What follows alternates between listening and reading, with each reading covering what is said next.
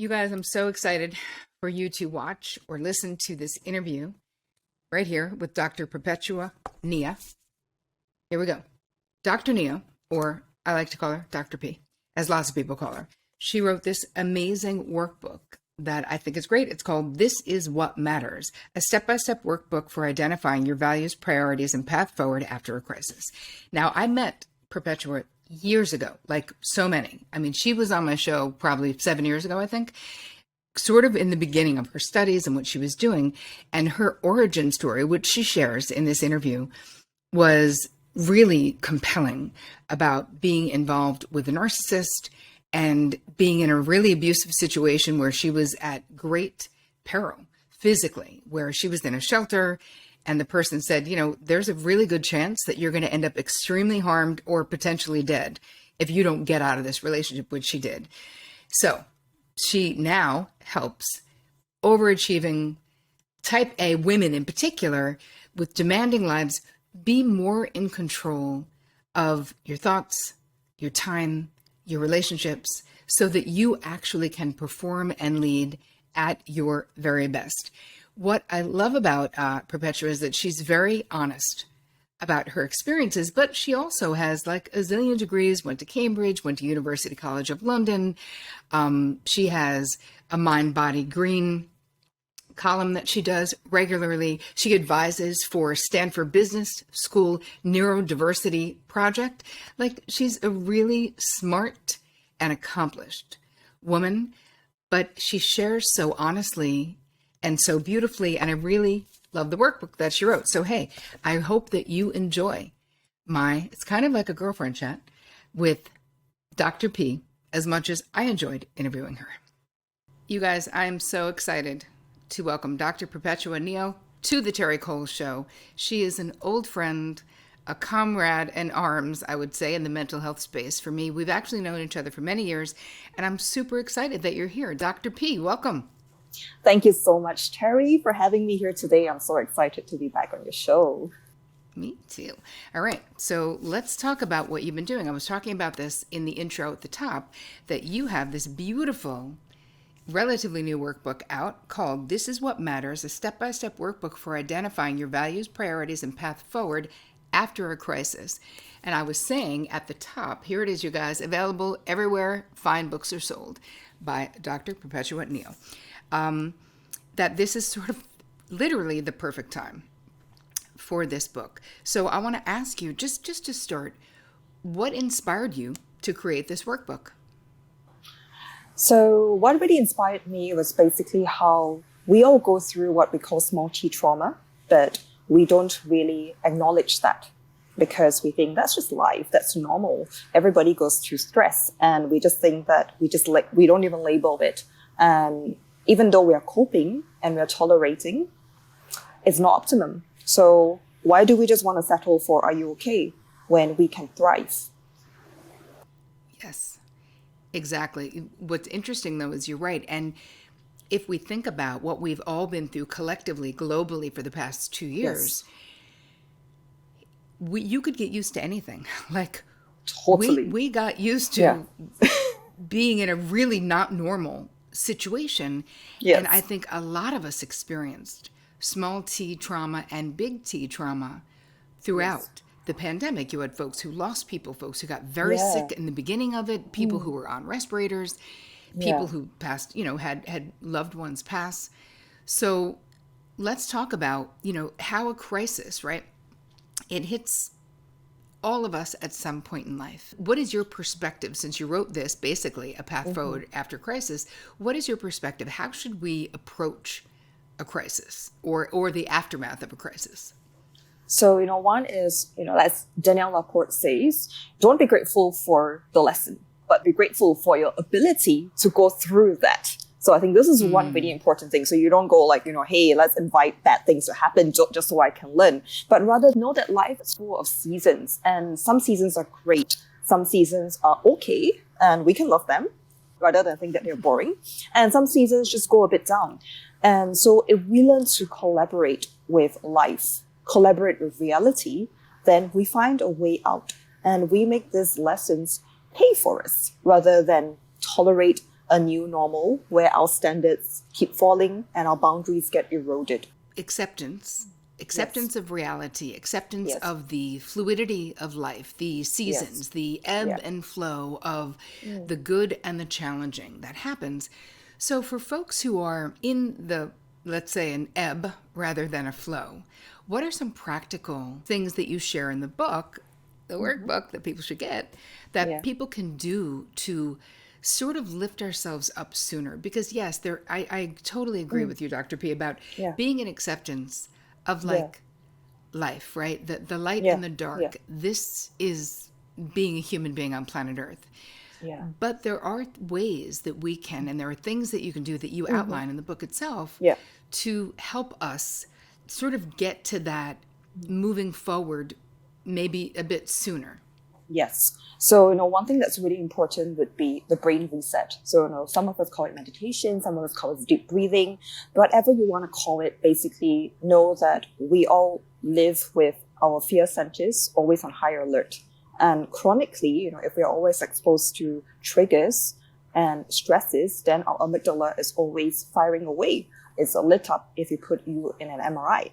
And if you were to talk about what this looks like, it would be like having a hijacker flying your plane. Now, you will never take a plane voluntarily, knowing there's a hijacker. And this brain of yours, okay, is so important, it's connected to the rest of your body, helps you to function. So why would you want to fly your brain with a hijacker? So Right. in chapter 2, what I talk about is, how do you reset your brain? And you don't have to take 2 hours a day to meditate to reset your brain. If you want to, great. But if you don't want to, you just need to learn how to breathe properly. Because when most of us get nervous or stressed and we tell ourselves, deep breath, right? We actually suck in our bellies. And that will create a certain kind of biological or physiological circuit in our body where we feel even worse. So, get down to basics. Let's breathe properly. Make sure that when you breathe in, your stomach fills up like a balloon. And when you breathe out, you empty yourself of air. Do that 3 times or 5 times. Then you reset your brain. Then you make your decisions. Right. Okay. So let's right now, you guys, everyone watching, Okay. listening, let's just do 3 deep breaths. I'll let you walk us through it. Okay. So one would be, put your hand on your belly, okay, so that you can feel it. Feel what's going on. Okay. So one hand on the belly, one hand on your heart. Know that you're fine. Okay. Know that you're safe in this very moment. Okay. And if you're feeling anything, good, bad, okay, acknowledge to yourself, name it without any judgment. Okay, so you can close your eyes slowly and take in a deep breath in through your nose. Fill your belly, fill up with air like a balloon. Okay, and then slowly breathe out, empty your belly of air and drop your shoulders. Okay, take in another deep breath in through your nose. Okay, pull in all the breath in and fill your belly up, and then breathe out, drop your shoulders. Okay, let's take one last deep breath in through your nose. Fill your belly with air. And then let's drop your shoulders. Sigh everything out through your heart. Empty your belly out of air. And thank yourself for showing up for yourself right now. Wow, that felt amazing. So this process, thank you for leading us through that. This process of even just that, the resetting of the brain by using this very simple 3 to 5 proper breaths. So we made the distinction that proper breathing is not sucking your gut in when you're breathing in. It's literally letting your stomach fill with air. And then on the exhalation, the thing that if you hadn't cued me to do it, I don't know that I would have, was the relaxing of the shoulders. I was so focused on trying to get all the air out. So you can do this, you guys watching, listening, anytime throughout your day. You can set a timer on your phone and say, every 3 hours, I'm going to literally take 3 deep breaths. Like anyone, hey, big shot, I don't care how busy you are, you got time to do this, right? You don't need to meditate, as Dr. P said, you don't need to meditate for 2 hours a day. But we do have to do something. So in this resetting, from a physiological place, what is actually happening for us physically?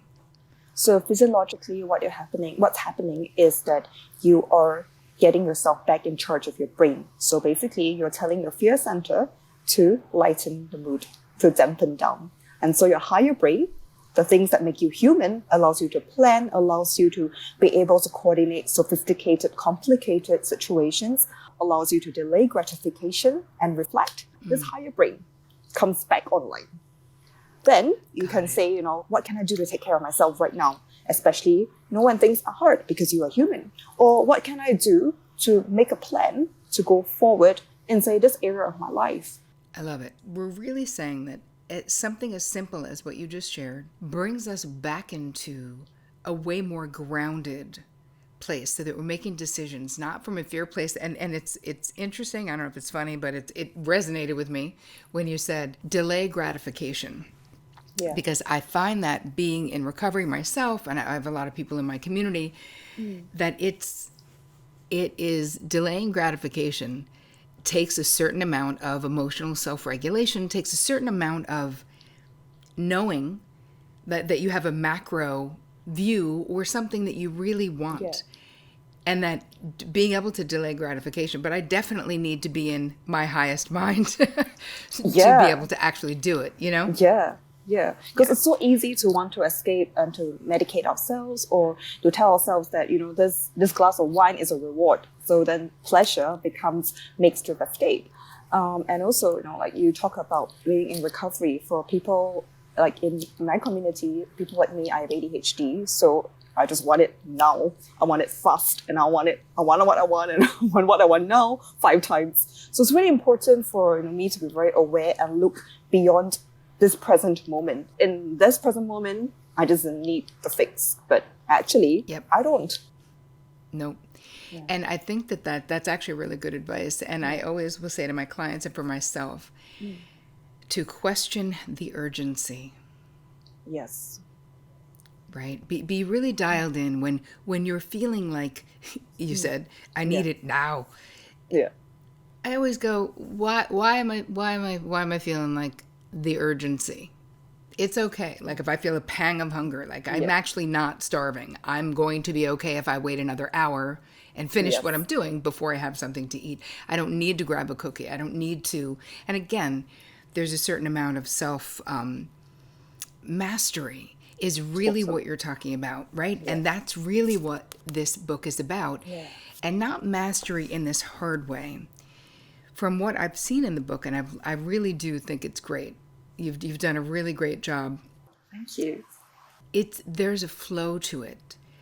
My community is very much like your community, which are high functioning, very competent, ambitious, kind of type A. You could say alpha females. I don't know. There's lots of different things that we can call it. Yeah. Where what I always want is I want things to be easy. I want things to be joyful. I want things to be in flow, but I also want things to be optimal. Yeah. Like that's always my question is, because here's the thing, we're going to be doing the thing anyway. And what I love about this book is there's a lot about efficiency sort of baked into a lot of these exercises and things that you actually have in this book, which I love. But I want to ask you a question about you. Of course. Tell us a little bit about your story. You've been on the show before, but it was a really long time ago because this show's been on for a long time.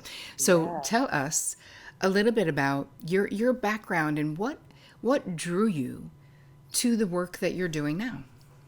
So I've always liked to solve problems for people, but I used to do it in a really cerebral, logical way. I used to think, chin up, then is not now. But then we know in trauma, we know in psychology that then is not now is something that when you are in the throes of it all, your body doesn't understand. So then psychology was the missing part of the picture, together with, say, neuroscience and understanding biology. So this is when I started to realize that, we can solve problems, but we have to make sure that it's thorough and it's deep and it helps us to live a more peaceful life. And how do we know what the indicators of peaceful life are? Well, generally, even if you're the kind of person who thinks a lot, like me, okay, your brain is active, like me, you tend to be quite creative, you're very curious about things, I call it nosy about life, okay? So, but, you're not swept away by it. And, even if life happens, things happen, the waves of life happen, you are able to regulate yourself. You don't put yourself in a hole. And even if you find yourself in a hole, like, and in the show that, the episode that I was on your show many years ago, and I was talking about being in an abusive relationship. And that was what happened to me. I found myself with a narcissist. And it was really scary because I was told by the policewoman in the shelter who assessed me that I was at medium risk of severe harm and homicide if I didn't leave. So that was scary. So wait, hold on. You were at a medium risk of severe getting harm. killed? Yes, severe harm or homicide if I didn't leave. So that was basically what was happening to me. That was before, way before your show.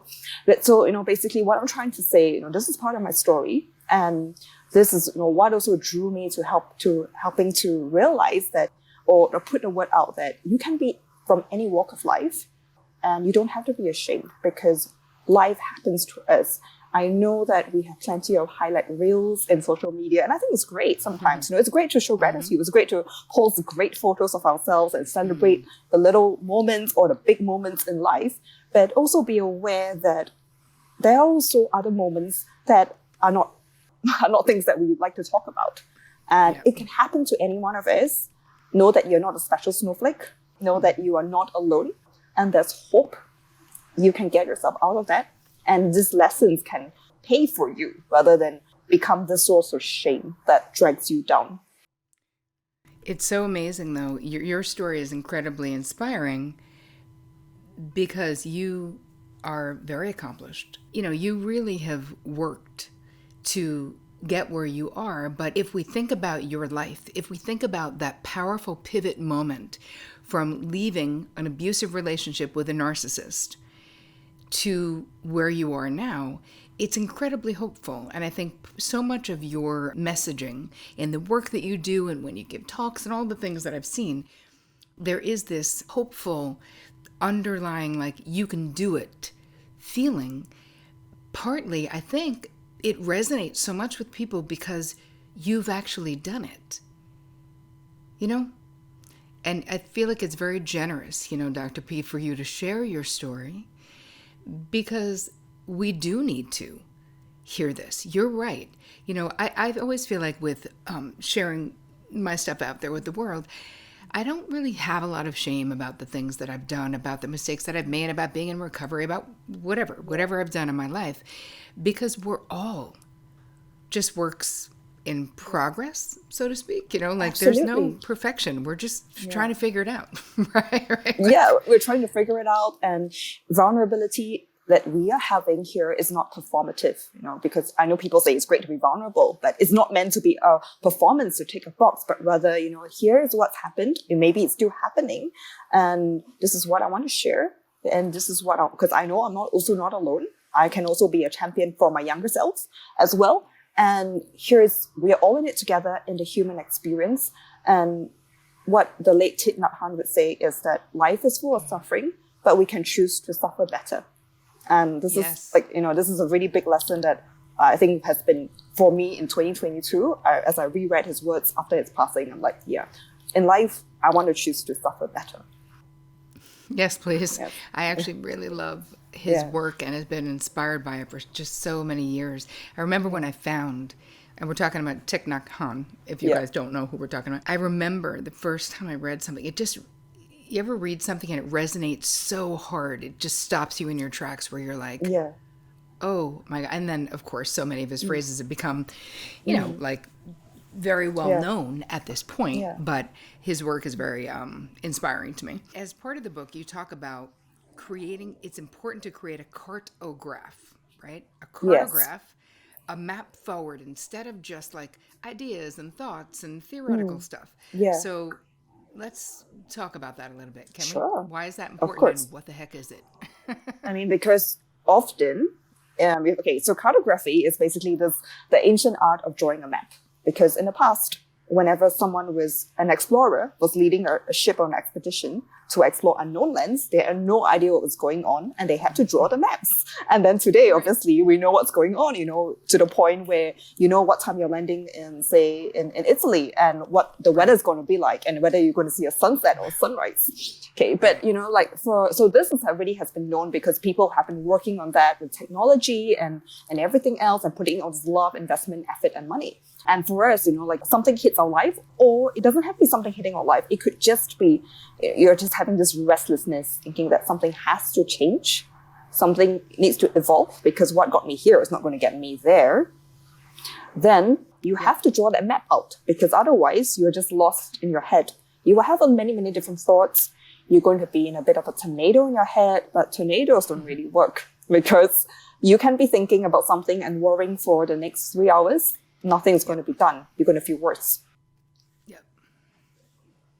So really, we need the steps that are going to bring us to the next place. The idea, it isn't just, it's funny, you're talking about being specific about not just what we want, but sort of like how we're going to get there. Yes. Is that what you mean? Yes. So, obviously what you want. Where do you want to go? Because the world is big. Who do you want to become? You could become anyone. And of course, like when you're cartographing a map, you also have to ask yourself, what's stopping me as well? Because if we're not aware of obstacles, we cannot get around them. Fact. All right. So what do you think about the fact that part of your core demographic are type A plus plus plus is what it says on your website. Yes. It's not just like type A women. Yeah. It's like type A women times 3. Yeah. So why do you think, I'm curious from a psychological point of view, because I got my own theories, but why do you think we become these overfunctioners? For so many reasons. I mean, like one of them could be because we were raised to please, unfortunately. And I know you talked a lot about that in your book, Boundary Boards, which is a great book that I prescribe to all my clients. So like, you got to read that. You got to do Terri's exercises. Terri's like the person on it. And so, we were raised to please. And some of us, we were just born in countries or cultures that basically promote that. Like, for instance, my parents grew up in that generation that's post-war. And so for them, like coming from poverty, it's like, if you don't have an education, you don't have resources, then your risk of not having an okay life increases. So obviously they don't say it out that way because it's difficult to articulate. But so for them, education essentially is insurance. It's risk minimization. So there's this push to do that. And then obviously in pressure cooker countries like Southeast Asia, that's what happens. So it's this collective drive towards doing really, really well. And then, of course, you have people who are just extremely goal-oriented because whenever they hit a goal, they learn or they accomplish something, dopamine just floods their brain. They feel so good. And so for whatever combination of factors, you end up having somebody who overfunctions. And then when that becomes a muscle that's so well practiced, it's almost like, you're pumping steroids into that muscle all the time. It becomes like the Hulk. Then that's the only way you know how to exist. It's so true. Yeah. And it's exhausting. I mean, so much of the work that I do is around high functioning codependency, which is also really an offshoot of this, because we're not just over functioning for ourselves. Yeah. We're also over functioning for everyone else because we really do think no one else is going to do it or can do it or won't do it the way we want it done, or there's 1,000,005 reasons. But it's exhausting. And I think that the whole aspect of your workbook, this is what matters, that is great, is all of these ways of sort of coming back to your center. Like getting clear, not just being in the forward motion, what's next. Yes, we need a map. Yes, we need action items. Yes, we need to know what we want to create if we're going to create it. Yeah. But there's something about just the simple resetting of the brain that we just did together that is so easy. And for those of you watching, listening, and feeling like, oh, I don't have time to meditate, but you do have time to take 3 breaths, right? Like you actually do, no matter how busy you are. So I really feel like anyone who is looking to work through the end of a crisis and actually get maximum out of it, because my experience as a therapist is that when we go through dramatic experience, whether the trauma is big T or little t, there is this opportunity, right? So what do we call it? Post-traumatic growth, where there's this opportunity to accelerate. So sometimes I'd be working with a client, they'd have a traumatic experience, and then in that next 6 months, it would be like we were on steroids. The growth would be so massive because the regular defense mechanisms were sort of down. And when you think about what we all experienced with the global pandemic and the collective pause that we were, the involuntary pause that the universe made us all do, Yeah. it created this opening. So anyway, I love what you're doing. I want to ask you one last question before I let you go that I'm asking everyone. Is for you, what has been your most challenging boundary struggle, and how have you overcome it if you have? So my most challenging boundary struggle has always been jumping in to give a solution. And it's something that I guess I have been raised to do, because when you're young and you watch people around you do that, you kind of think, maybe that's what I should model after. And then it becomes this really, really bizarre habit. And then, of course, being in our profession, doing therapy, doing coaching, that's what you do. You give people solutions. You help people to have solutions. Then, of course, what's worse is that you get people who sometimes guilt me. They say, oh, aren't you in this profession? Why aren't you giving me a solution? So I don't know whether you get that. This has been my experience. Yeah. And so, this combination of factors has basically been about, my lesson in what boundaries are and who do I give solutions to, and when do I just shut up and listen, or when do I just ask, hey, what do you want from me right now? How can I show up for you? Do you just want me to listen, or do you want us to explore something going forward? And, like something that has got to do with my job. Say this is something that a privilege that I reserve for my clients. So this is something that I cannot do with you. And if you are interested in doing this professionally, let me know. Or I'm very happy to recommend you somebody who can do that with you. Yes. Always the referring people out is great, especially if it's not appropriate for it to be you. There's always those situations. Oh, that was great. Please tell everyone where they can find you. So you can find me on my website, perpetuaneo.com. And from there, you can get quite a few articles on what I do, or you can Google my name, Perpetua Neo, Mind, Body, Green, where I have a column there. And of course, you can get my book, This Is What Matters. Yeah, you can. This is what matters, people. A step-by-step workbook for identifying your values, priorities, and path forward after a crisis. Thank you so much, Dr. P. As always, such a pleasure to have you. Thank you so much for having me, Terri. I love chatting with you and working with you.